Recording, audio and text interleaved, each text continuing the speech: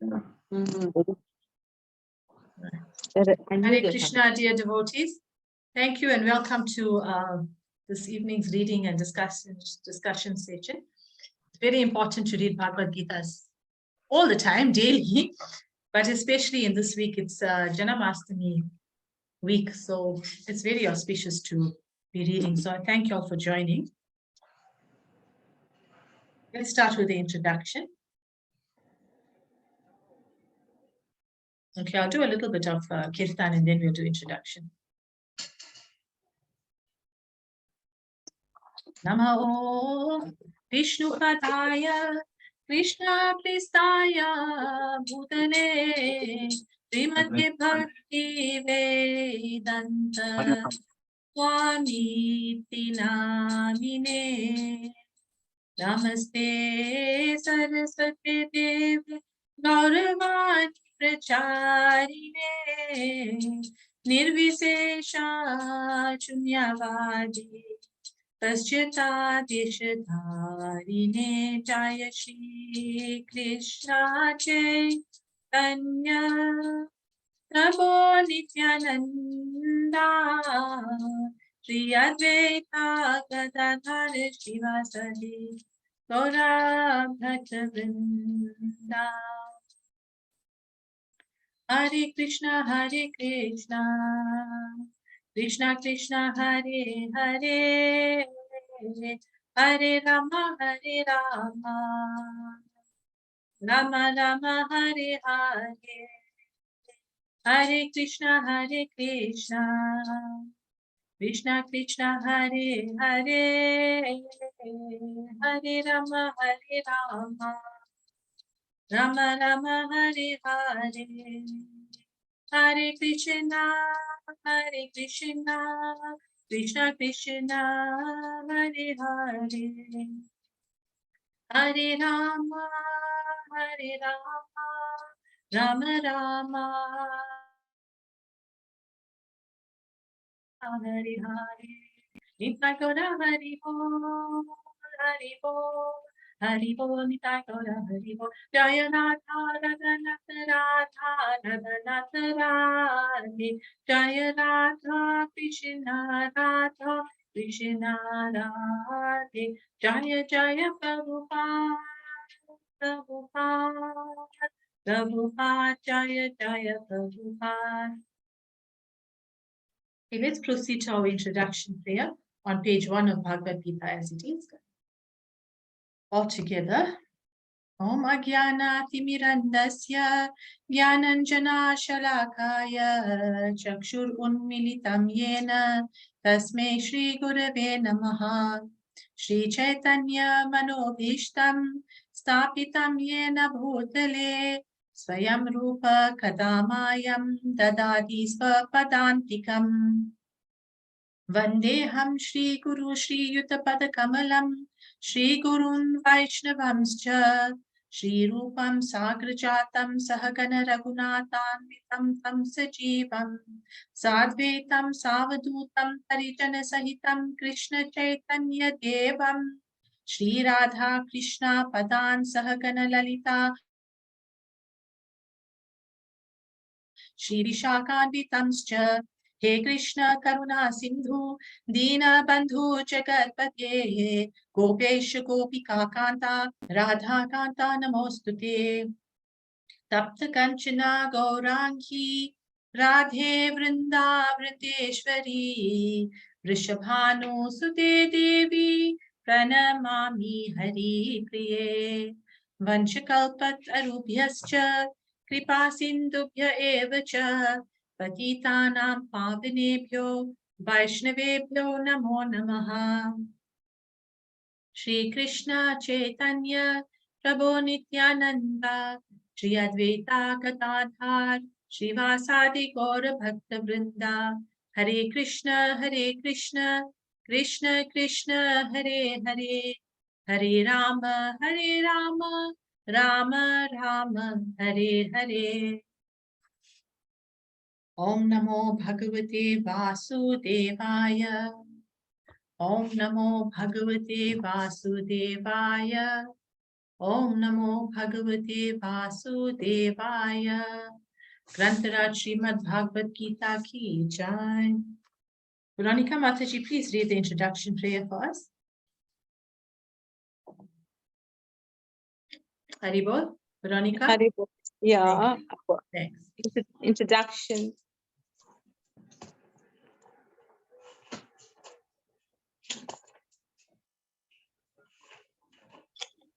Sorry about that. I just which page? No problem.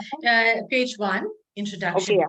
The introduction. Okay, You read the English, right? The English version. Yeah. Okay.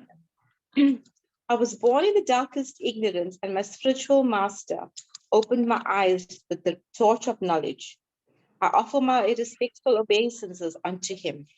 When will Srila Rupa Goswami Prabhupada, who has established within this material world the mission to fulfill the desire of Lord Chaitanya, give me shelter under his lotus feet? Vandeham Shri Guru Yuta Padakalamam Shri Guru Vaishnavamscha Shri Rupam Shakraratam Sahagana Raghunatha Vitam Tam Sa Vichivam Sadvaitam Savadbhutam Paricha Sahitam Krishna Chaitan Devam Shri Radha Krishna Padan Sahagana Lalita Shri Vishakhan Vitamscha. I offer my respectful obeisances unto the lotus feet of my spiritual master and unto the feet of all Vaishnavas. I offer my respectful obeisances unto the lotus feet of Srila Rupa Goswami, along with his elder brother Sanatan Goswami, as well as Raghunatha Das and Raghunatha Bhatta, Gopal Bhatta, Srila Jiva Goswami. I offer my respectful obeisances to Lord Krishna Chaitanya and Lord Nityananda, along with Advaita Acharya, Gadadhar, Srivas, and other associates. I offer my respectful obeisances to Srimati Radha Rani and Sri Krishna, along with its associates Sri Lalita and Vishaka. Hey Krishna, Karuna Sindhu, Dino Bandhu Jagatpate, Gopisha, Gopika Kanta, Radha Kanta Namostute. Oh my dear Krishna, you are the friend of the distressed and the source of creation. You are the master of the gopis and the lover of Radha Rani. I offer my respectful obeisances unto you. Tapta Kancha Gaurangi, Radhe Vrindavaneshwari, Vishabhanu Sute Devi, Pranamami Hari Priye. I offer my respects to Radha Rani, whose bodily complexion is like molten gold, and who is the queen of Vrindavan. You are the daughter of King Vrishabhanu, and you are very dear to Lord Krishna. Pancha Kalpa Turubhayascha Kripa Sindhu Abhaivacha Patitanam Pavinebhyo Vaishnavibhyo Namo Namah. I offer my respectful obeisances unto all the Vaishnav devotees of the Lord. They can fulfill the desires of everyone, just like desired trees, and they are full of compassion for the fallen souls. Shri Krishna Chaitanya Prabhu Nityananda Sri Advaita Gadadhar Sri Vasadi Gaura Bhaktavinda. I offer my obeisances to Sri Krishna Chaitanya, Prabhu Nityananda, Sri Advaita Gadadhar, Sri Vas, and all the others in the line of devotion. Hare Krishna, Krishna Krishna, Hare Hare, Hare Ram, Ram Ram, Hare Hare. Okay, thank you. Thank you. Haribol. Thank you very much. So last week we stopped at verse. Haribol. Last week we stopped at verse number 25. We're starting from verse 26. Today we're on chapter 2. So just a quick recap of last week's lesson. Right, we spoke last week about. Remember, we spoke about the three Vishnus, expansions of Lord Krishna. We spoke about Mahavishnu and his expansion as Shirodakshasi Vishnu and Garbhodakshasi Vishnu in all the different planets, and how the Lord entered into our hearts as Paramatma, that form of Vishnu. So we spoke about all of that. We spoke about the eternity of the soul. Of course, this whole chapter has got to do with the eternity of the soul, and we'll continue from there. Now, Lord Krishna is busy advising Arjuna on the properties of the soul and the fact that the soul is everlasting. Okay, so we start with verse 26 today, right? In my book, it's on page 97.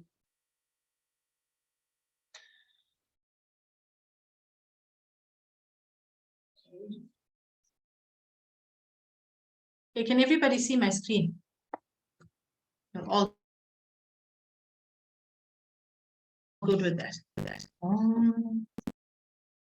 Atha chenam nitya jatam nityam va manyase mritam tatapi tvam mahabaho nenam sauchitum arhasi.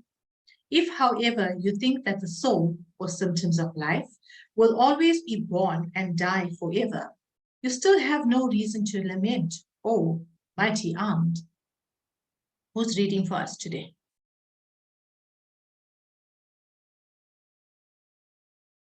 Veronica, you want to read again, just this purport, please?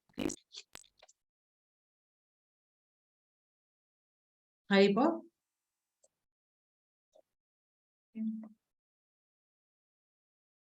All right, I'll read.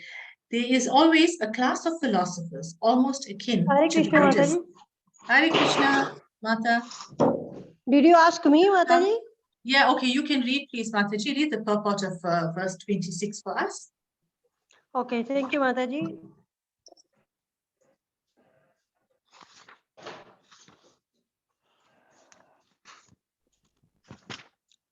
Hare Krishna. Purport. There is always a class of philosophers, almost akin to the Buddhists, who do not believe in the separate existence of the soul beyond the body. When Lord Krishna spoke to Bhagavad Gita, it appears that such philosophers existed, and they were known as the Lokayatikas and Vaibhashikas. Such philosophers maintain that life symptoms take place at a certain mature conditions of material combination. The modern materialist scientists and material philosophers also think similarly. According to them, the body is a combination of physical elements, and at a certain stage, the life elements develop by interaction of the physical and chemical elements. The science of anthropology is based on this philosophy. Currently, many pseudo religions now becoming fashionable in America are also adhering to this philosophy, as are the nihilistic non-devotional Buddhist sects. Even if Arjuna did not believe in the existence of the soul, as in the Vaibhashika philosophy, there would still have been no cause for lamentation. No one laments the loss of a certain bulk of chemicals and stops discharging his prescribed duty. On the other hand, in modern science and scientific warfare, so many tons of chemicals are wasted for achieving victory over the enemy.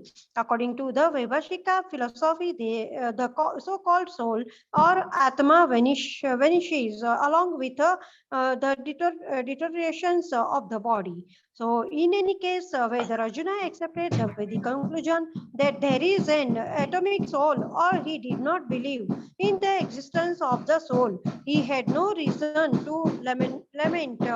According to this theory, since there are so many living entities generating out of matter due to out of matter every moment, and so many of them are being vanquished every moment, there is no need to grieve for such incidents. If there were no rebirth for the soul, Arjuna had no reason to be afraid of being affected by sinful reactions due to his killing his grandfather and teacher. But at the same time, Krishna sacrificially addressed Arjuna as Mahabahu, mighty armed, because he at least did not accept the theory of the Vaibhashikas, which leaves aside the Vedic wisdom. As a Kshatriya, Arjuna belonged to the Vedic culture, and it behooved him to continue to follow its principles. Hare Krishna. Thank you, Mataji. Thank you very much. Thank you, Hare Krishna. Hare Krishna. Okay, so here Krishna. Mataji, yes. Sorry, Mataji. Yes. Kadruta Mataji won't be available today. She is not at home. She told me to let you know. Okay, thanks very much. Thank you. Thank you. And I know last week, were you also engaged in exams last week, Mataji? Yes, Mataji. You and Kadruta, Mataji. Yes, Mataji. Okay, good. Well, did it go well? Yeah, I hope so. I'm just praying. I'm sure, I'm Hare sure. Krishna. It's the Yes, sincerity of Mataji. studying Hare Krishna. scripture that will take you through. Yes, Mataji. Hare Krishna. Hare Krishna. Okay, so here again, Krishna goes on to explain that Arjun has no reason to lament because the soul is everlasting. We spoke about this extensively. We discussed this previously, right? So the body will die, but the soul will not die. And Arjun had his reservations. He looked at the opposing party, his grandfather Bhishma Dev in particular, and others, and he was afraid of incurring sinful activities by killing them. But Krishna is saying to him, it doesn't matter, Arjuna, whether you kill them or don't kill them, they're already destined to die because that is the time for them to leave their body. And I'm just going to see how to mute. I don't know how to mute everyone here. Okay, all right. Okay, yeah. So, yes, as I was saying, Krishna says that whether Arjun, who's being used as an instrument now to kill, whether he kills them or not, they were still going to die because Krishna owned it. All right. And even if the soldiers, also very interestingly and importantly, Krishna said to Arjuna that when these people die on the battlefield, the least they will get is the heavenly kingdom because they will die doing their duty. If anybody dies doing their duty, then the heavenly kingdom is open to them. All right. Let's proceed to read verse 27. Now, Kishore Mataji, you want to read this for us? You can read the Sanskrit, whole thing. Which one, Mataji? Text 27. 27. Yes, 27. Okay. Can I read with verse also? Everything. You read the verse from the beginning. The Sanskrit, Sure, the proper English, everything. Okay. Thank you. Hare Krishna. Jatasya hi dhruvo mrityu dhruvam janma mrityuschasta tasmada parihayertse arthe na tvam shochitu maharshi. One who has taken his birth is sure to die, and after that one is sure to take birth again. Therefore, in the unavoidable discharge of your duty, you should not lament. Purport. One has to take birth according to one's activities of life, and after finishing one term of activities, one has to die to take birth for the next. In this way, one is going through one cycle of birth and death after another without liberation. This cycle of birth and death does not, however, support unnecessary murder, slaughter, and war. But at the same time, violence and war are inevitable factor in human society for keeping law and order. The Battle of Kurukshetra, being the will of the Supreme, was an inevitable event, and to fight for the right cause in the duty of a Kshatriya. Why should he be afraid of or aggrieved at the death of his relatives, since he was discharging his proper duty? He did not deserve to break the law, thereby becoming subjected to the reactions of sinful acts, of which he was so afraid. By avoiding the discharge of his proper duty, he would not be able to stop the death of his relatives, and he would be degraded due to his selections of the wrong path of action. Hare Krishna. Hare Krishna. Thank you, Mataji. You see, so importantly over here, in this purport, Srila Prabhupada is saying, let me move this from my screen. Srila Prabhupada says here, one has to take birth according to one's activities of life. This is very, very important, one's activities in life.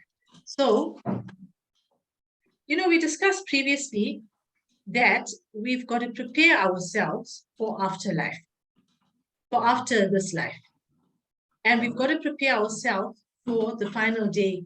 And I referred you all to this book by His Holiness Giriraj Maharaj called Life's Final Exam, where, Krishna said later on in the Bhagavad Gita that your last thought determines the type of body you will get in your next life. And this book of His Holiness Giriraj Maharaj is very, very informative. And it's actually an eye-opener. It awakens you and makes you realize how serious, how we need to take Bhagavad Gita so seriously, how we need to study it, and how we need to live our lives in order to achieve our goals. So that's why in Prabhupada says here, one has to take birth according to one's activities in life. We spoke about devotional service. We said that devotional service molds our thoughts. It purifies our consciousness. And we said that there are different types of devotional service. Chanting is devotional service. Reading and hearing is devotional service. Cleaning the temple room is devotional service. Cooking prasadam for the Lord and then distributing it is devotional service. Helping other devotees to do their service is devotional service. You can make garlands for the Lord. There's so many different kinds of devotional service. And you know what else? Even going to work as in our day-to-day employment, even that is devotional service. It can be devotional service if you dovetail it. If you dovetail this, it can be devotional service. Now, how can that be devotional service? Let's open it up and discuss this point. Veronica Mataji, how can going to work every day, to wherever you work, be devotional service? Yeah, it is. I would call it devotional service because you're dovetailing it into, if you look at it, you're earning an income, and with that income, you are feeding your family. Number one, you obviously you donate to the temple, you help with the uplift of the temple, you do your normal donations that you do every month, like subscription to Food for Life. You know, without that work, you wouldn't be able to do all that.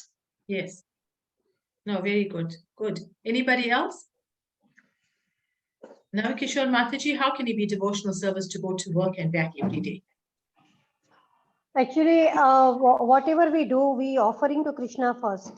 Even in the house, if we are going to cook, we are telling, this is I'm making for you, Krishna, or this is I'm doing for you, Krishna. So we put Krishna first, so we can offer our devotional service like that. Yes. Yes, absolutely. So whatever income you are earning, as Veronica Mataji and Kishore Mataji said, whatever income you are earning, you use it in the service of Krishna and in the service of Krishna's devotees. So when you cook at home, you offer it to Krishna, and that bhoga, that food becomes sanctified and it becomes prasad. We call it prasad or prasadam.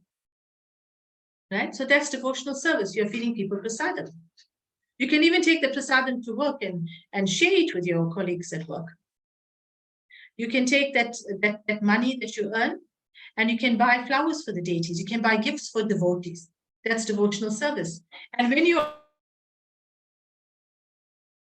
are doing that job, sometimes, you know, let's be practical. Sometimes we may not like our jobs. We might say, oh, do I really have to go to work? But if you do that as an offering to Krishna, then that work becomes joyful. It will be joyfully performed. And devotional service needs to be joyfully performed. You go to work with the mindset saying, I am going to work today because I have to serve Krishna and his devotees. And that same job, which you may have not enjoyed previously, you'll actually enjoy it. Because you will realize that now you're not just doing a job, you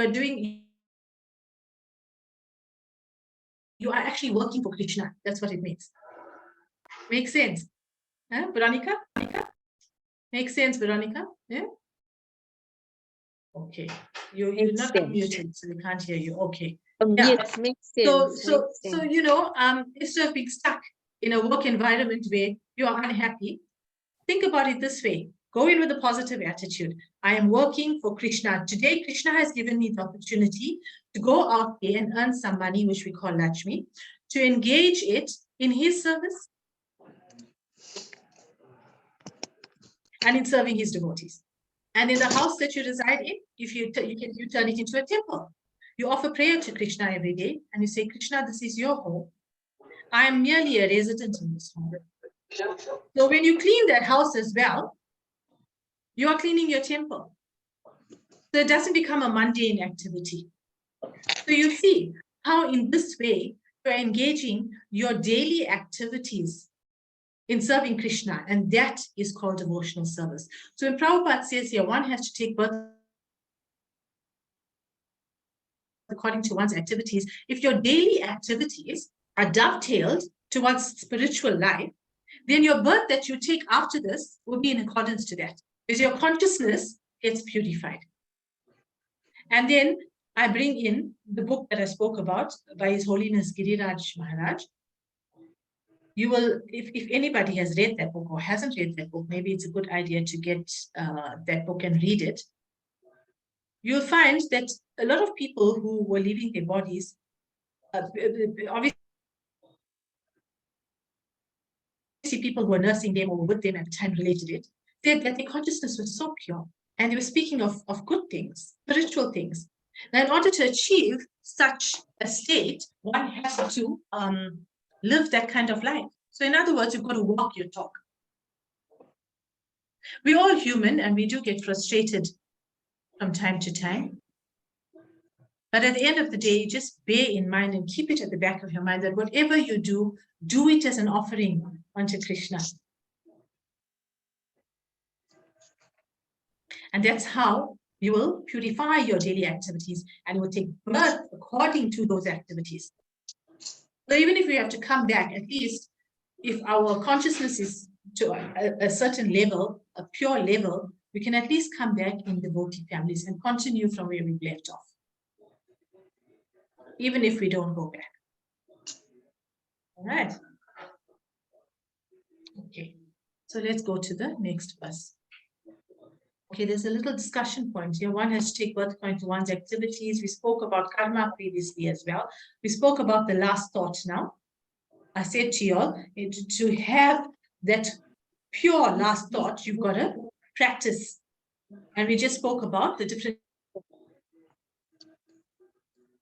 types of services that we can do and bring into daily life as practice to purify our last thought. Our destinations will be in accordance to that. Okay, imagine now, let's just take, for example,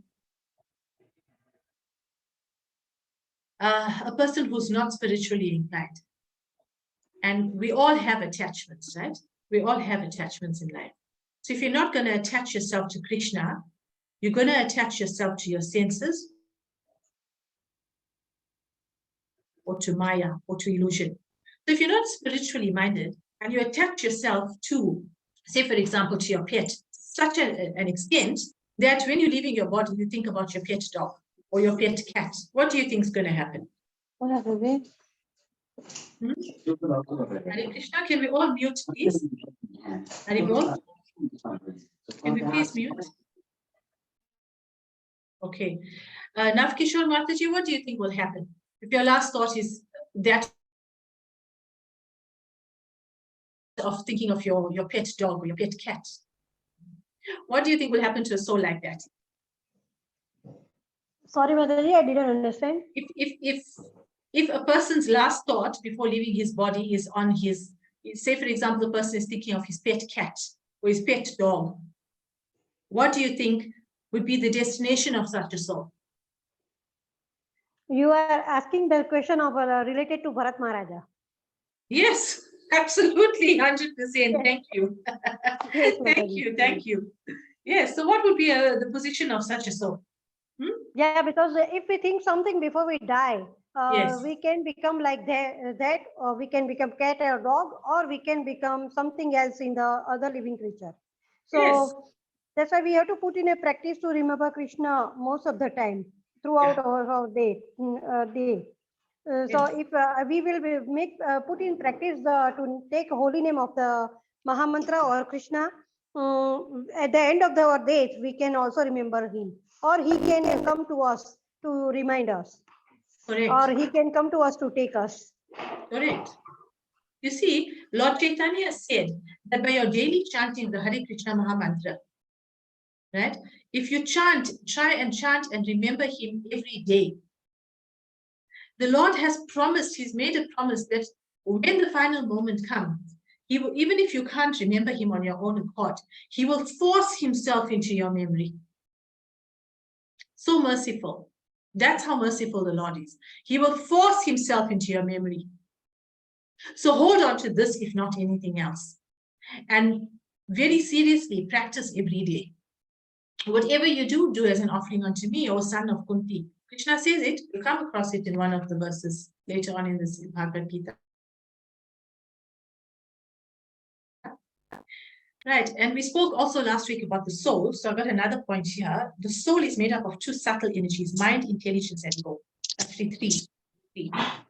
So when it leaves with the impressions of the heart. So whatever you carry in your heart, therefore we say, don't have a heavy heart. Don't bear grudges. Don't hold on to bad thoughts. Don't hold on to negativity. Don't hold on to your past.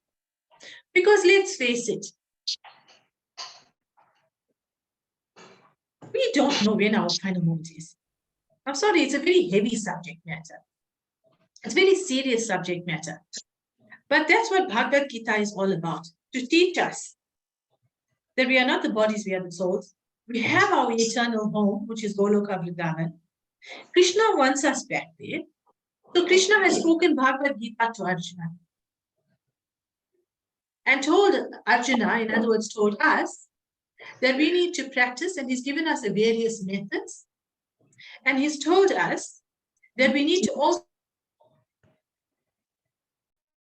do our duties along the way. Do not neglect your duty, but dovetail your actions to me. Whatever you do, do as an offering to me. And you shall come to me. Right, so we say, don't keep any heaviness in the heart. Because what does a heart carry? The heart carries all your impressions, or it carries your mind.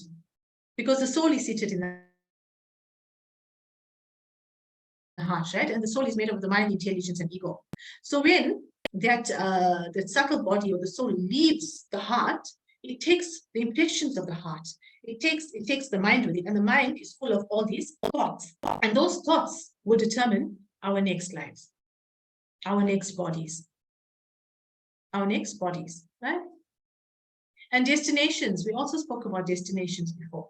It's all coupled together here, right? So if you want to go to, you live in South Africa and you want to visit London, right? If you want to go to London, you're going to take the flight that connects you to London. You're not going to take the flight that connects you to wherever else, to India, for example. Correct? So if you know what your destination is, you know where you want to go, then follow that path. So if you want to go back to Krishna, then follow his instructions. Follow what Srila Prabhupada has set out for us. Because we need to end the cycle of birth and death at the end of the day. That's what Krishna is saying. That's what Prabhupada is saying. All right. So let's proceed to verse 28. Who would like to read the Sanskrit verse? Veronica, Mataji, you want to read? Okay. Read from the beginning, right? Verse 28. Okay. Hare Krishna. Hare Krishna, Hare Krishna, Krishna Krishna, Hare Hare, Hare Rama, Hare Rama, Rama Rama, Hare Hare. Avyaktatini bhutani vyakta madhyani bharata. Avyakta nidhananya eva tatra ka paritevana. All created beings are unmanifest in their beginning, manifest in their interim state, and unmanifest again when annihilated. So what need is there for lamentation? Accepting that there are two classes of philosophers, one believing in the existence of the soul and the other not believing in the existence of the soul, there's no cause for lamentation in either case. Non-believers in the existence of the soul are called atheists by followers of Vedic wisdom. Yet even if for argument's sake we accept this atheistic theory, there is still no cause for lamentation. Apart from the separate existence of the soul, the material elements remain unmanifested before creation. From the subtle stage of non-manifestation comes manifestation. Just as from ether, air is generated. From air, fire is generated. And from fire, water is generated. And from water, earth becomes manifested. From the earth, many varieties of manifestations take place. Take, for example, a big skyscraper manifested from the earth. When it is dismantled, the manifestation becomes unmanifested and remains as atoms in the ultimate state.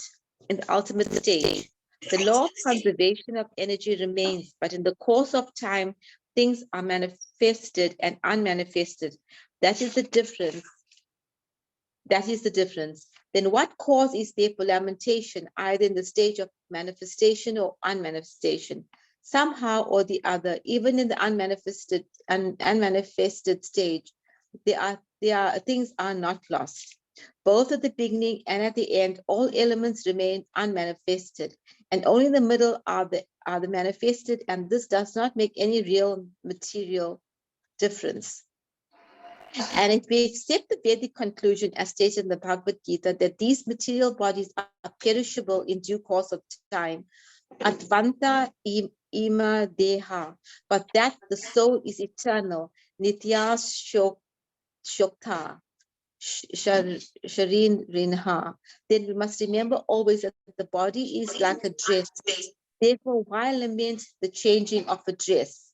The material body has no factual existence in relation to the eternal soul. It is something like a dream. In a dream, we may think of flying in the sky or sitting on a chariot as a king.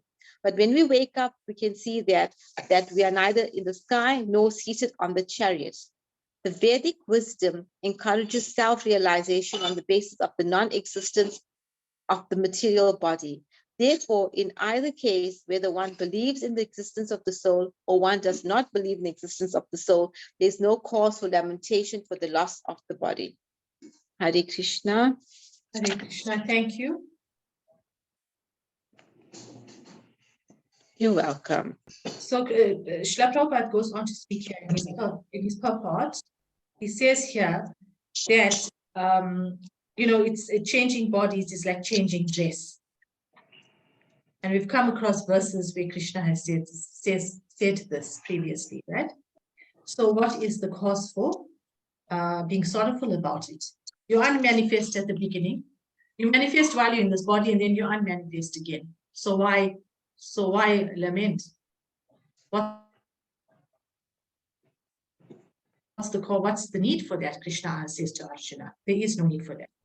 So Prabhupada goes on here interestingly as well to say that he uses an analogy about a dream. He says, in a dream, we may think of flying in the sky or sitting on a chariot as a king. But when we wake up, we see that we are neither in the sky nor seated in the chariot. So, likewise, we may think that what we are living now is the real thing, but it's actually just illusion. We're all covered by illusion, by Maya. But having said that, we also said previously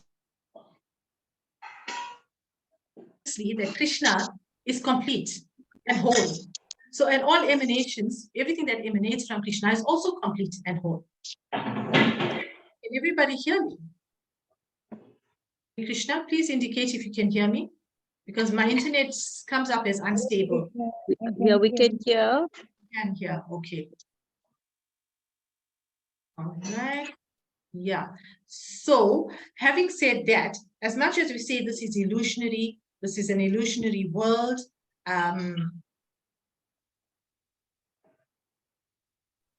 we've got to also realize that it's illusion to us. It's illusion to us because we do not have the divine eyes to see, to live in a state where we are totally unattached. Let's put it that way. But this world is real because it comes from Krishna. It comes from Krishna, and everything from Krishna is complete and perfect. We said Om Purnamata Purnamidam. Remember Isho Upanishad we quoted previously. So it doesn't mean that this world is false. It's false in the sense that the way we perceive it, we identify our senses with it, and we identify our bodies with being permanent and everlasting. we don't identify ourselves as being part and parcel of Paramatma or part and parcel of Super Soul, just being housed in this body. We identify too much with this body, and in doing so, we identify so much with our senses that we think that this world is just it's the ultimate, and there's nothing beyond this. So therefore, it comes across here as though Prabhupada uses an analogy to say that it's like a dream, right? It's like a dream, but it doesn't mean that this material world is nothing, because it is something. It comes from Krishna. It's just the way we look at it, the way we perceive it. We've got to understand that it was here before we came. It will be here when we leave, like it is here now. We are changing constantly from body to body. We being the souls. See, like we can quote from scripture many personalities who lived in this world, in like material bodies, but they were already elevated personalities. Like if you look at Ramkatha from the Ramayana, there are many personalities, like the father of Mother Sita, Raja Janak. He ruled the kingdom so beautifully, but he was such an elevated personality. So to people like that, they are not living an illusionary life. Okay, it's a very high bar, very difficult to achieve, obviously. But as I said before, and as we discussed in the verse previous to this, all we need to concentrate on is practicing every day and dovetailing our actions to Krishna. That's all we need to do. That's our business. Right. Did we read everything? We read everything. Okay, let's go to verse number 29. Got it to already, but we have time. I think we can do verse 29. Anybody else wants to read for us? Hare Krishna, who is, I don't think we've met Damodar Prabhu before. Hare Krishna Prabhu? Damodar Prabhu, can you hear us? Haribo, I can hear you. Thank you. Haribo. Hare Krishna Prabhu, would you like to read for us? Welcome. I don't think we've met you before, or have we? And I can't remember. Yeah, I'm seeing you in Devon. Yeah. Okay. Yeah. Are you from Durban, Prabhu? I'm from Joburg. Joburg, okay. Would you like to read for us? You want to read verse 29? Yeah. Let me try. Okay. Ascharya vat pasyati kaschid enam ascharya vat vadati tateva chanya ascharya vat chanam anya srinoti sutru wapi enam veda nachava kaschid. Some look on the soul as amazing, some describe him as amazing, and some hear of him as amazing.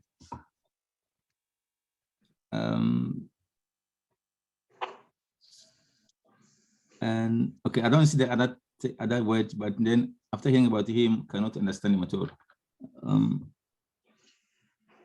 Okay, is my screen blocking? Can you see now?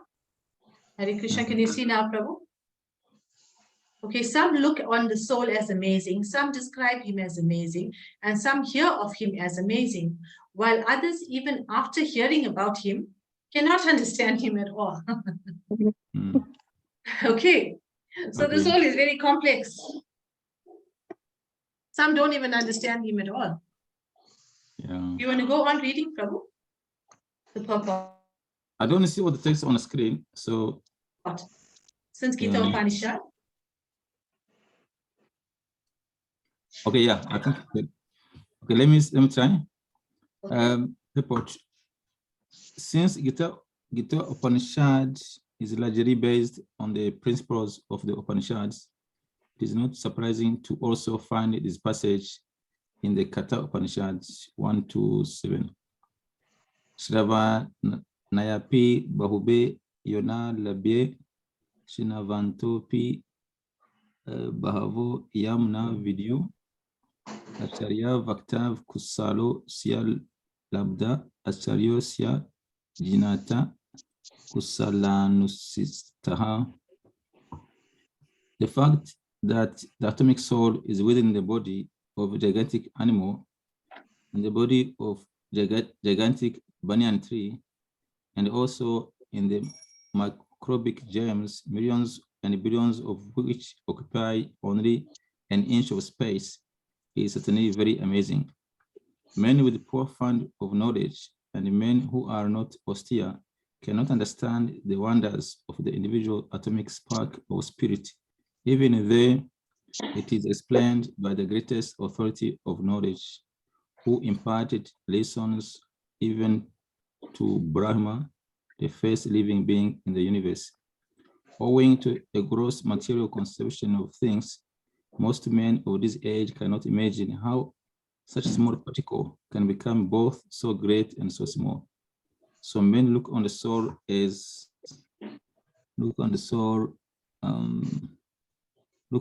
proper as wonderful, either by constitution or by description. Illusioned by the material energy, people are so engrossed in subject matters for sense gratification that they have a very little time to understand the question of self-understanding, even though it is a fact that without the I can't see below that. Self-understanding, all activities result in ultimate defeat in the struggle for existence. Perhaps they have no idea one must think of the soul and thus make a solution to the material miseries. Okay.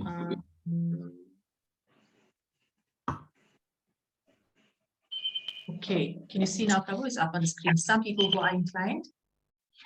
Okay.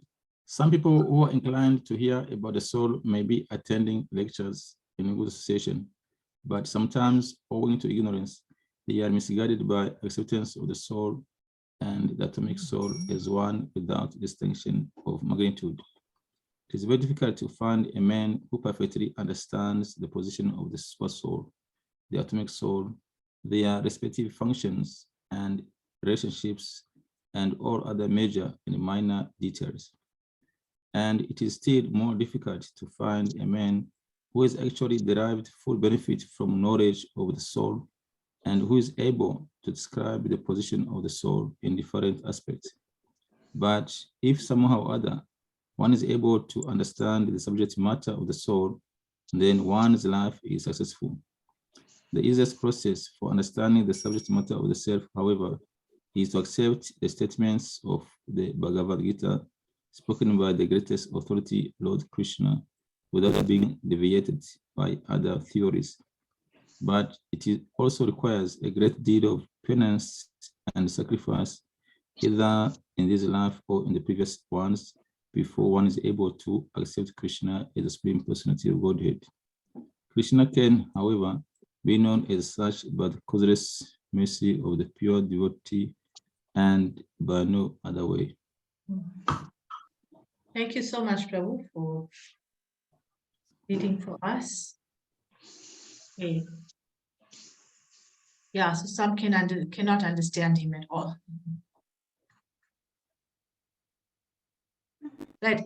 You know, one should, Prabhupada goes on to say over here, some people make the mistake of looking at both the super soul and the individual soul as one.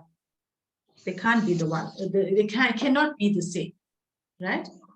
Because you have super soul who is God, who is Paramatma, and we are sparks. It's like a fire, and you know, little sparks sometimes shoot out of the fire. The super soul, the individual souls, our individual jivas, us, are like those little sparks that shoot out of the fire. We originate from the super soul, but we are not the same. We have our sense of independence. Krishna gives us our independence. He gives us intelligence. He gives us the mind and he gives us intelligence. And then we develop this ego, which is called false ego, because we think we can do it all ourselves.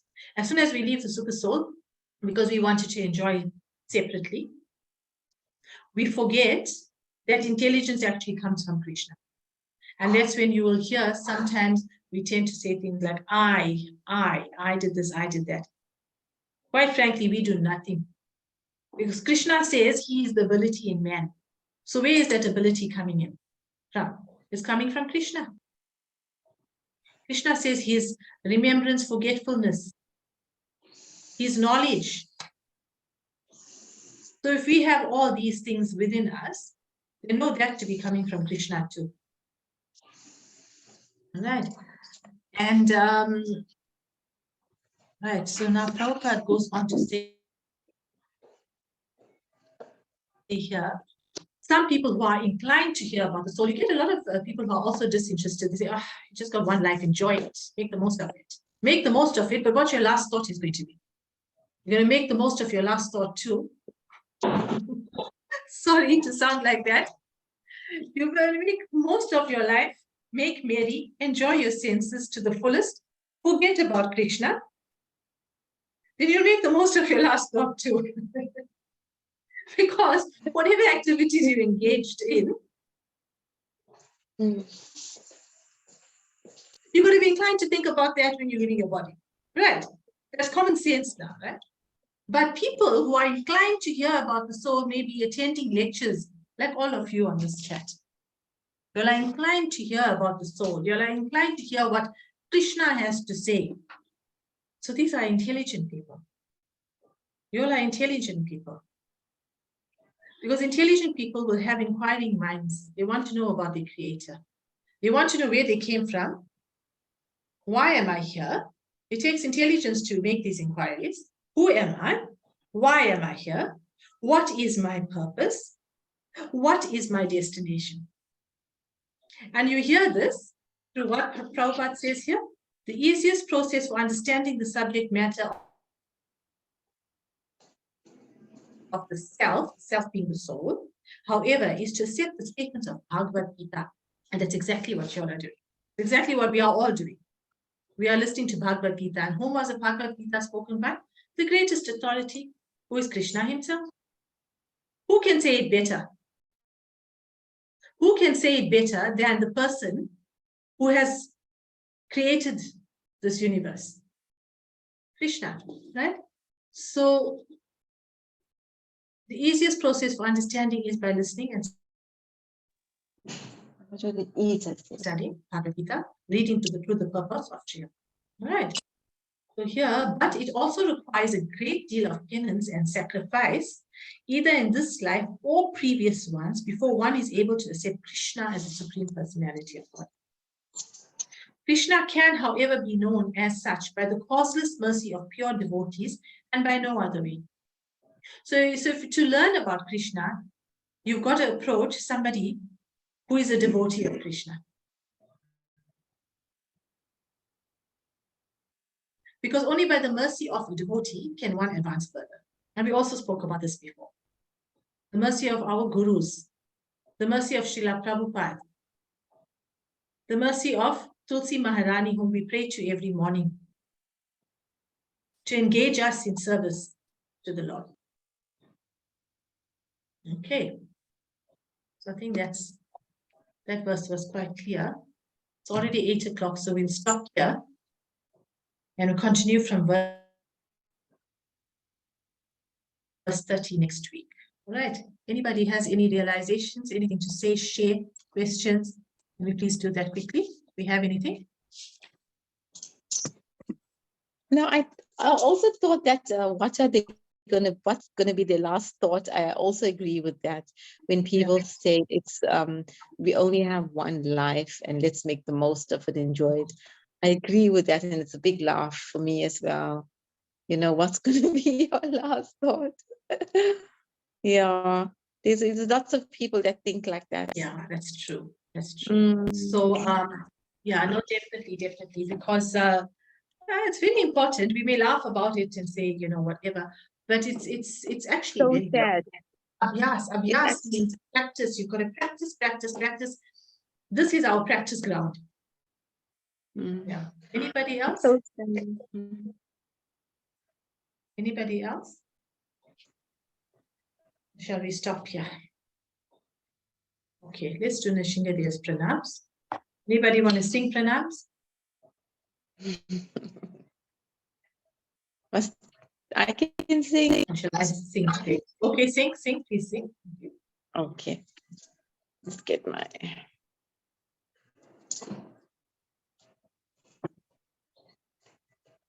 So kindly excuse the few devotees have not joined today. Paramatma Prabhu, I think he's listening, but he's Thank you, Manaji, for the class. you're still Thank you, busy Manaji. engaged in service. Yeah, I'm listening, Paramatma Manaji. Today, Prabhu and dovetail your activities. Thank you so much, Manaji. Ash Dovetail. Prabhu, Shalina Mataji. We had a Janamastami festival, the Westfall Namahata had a pre-Janamastami festival today in Delhi State, here in Durban. So a lot of the devotees are engaged there today. And when I left the venue, they were still busy cleaning up and all of that. So some of them haven't joined class. Some of them have joined late. But this is what we mean by devotional service. Right? So engaging in activities like this is also devotional service. Staying behind and cleaning up. Yeah, that's very good service.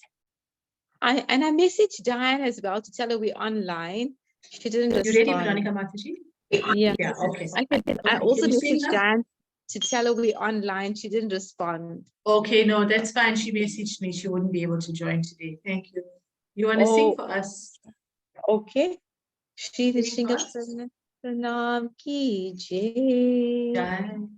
Namaste Nrsimhaya.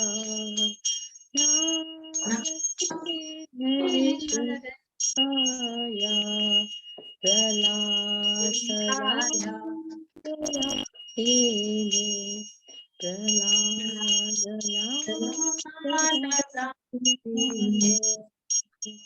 Hiranyakashi Hiranyakashi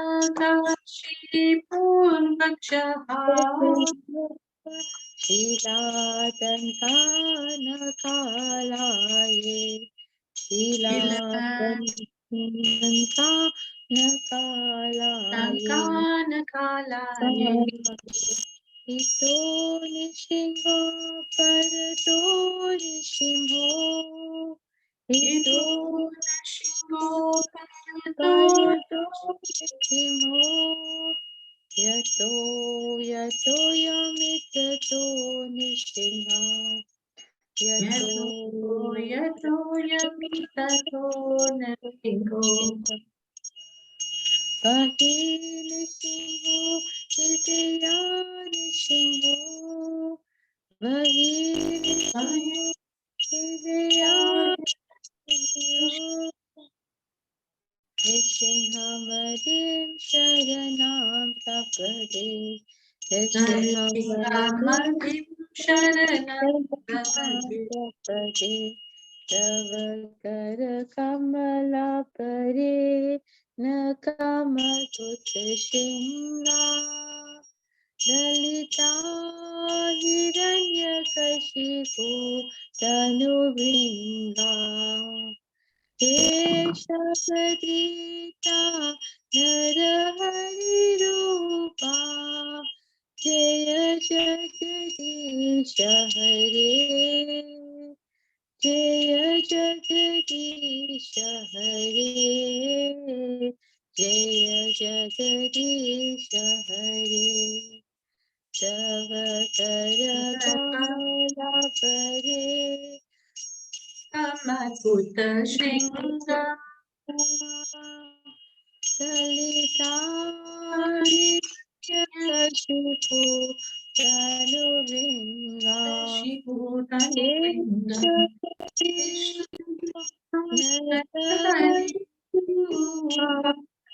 Shreya Jagadisha Hare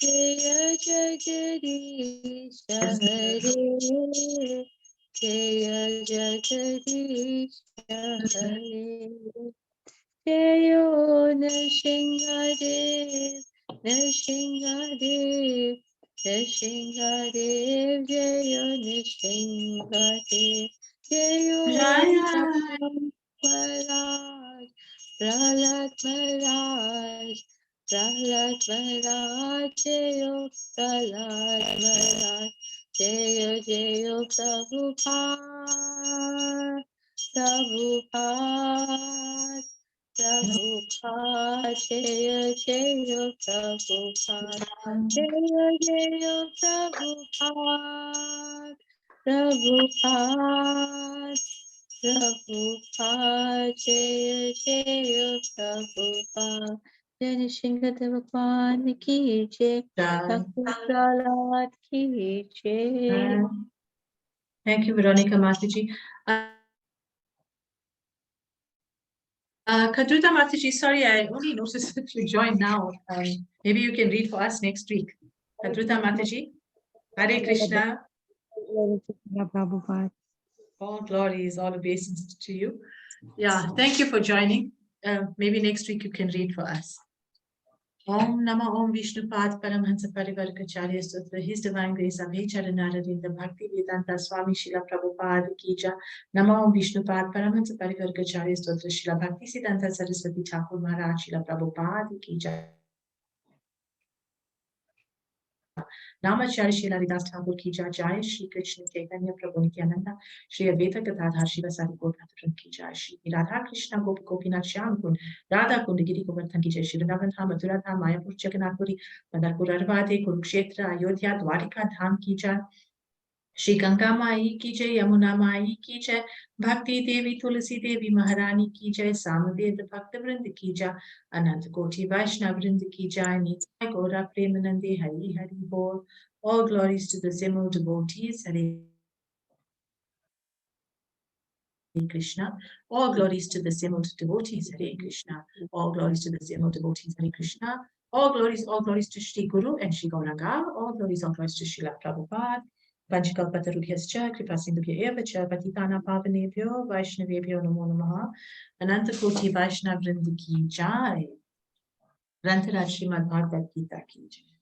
Thank you, dear devotees. So Thank we you. meet again next week. Thanks for joining.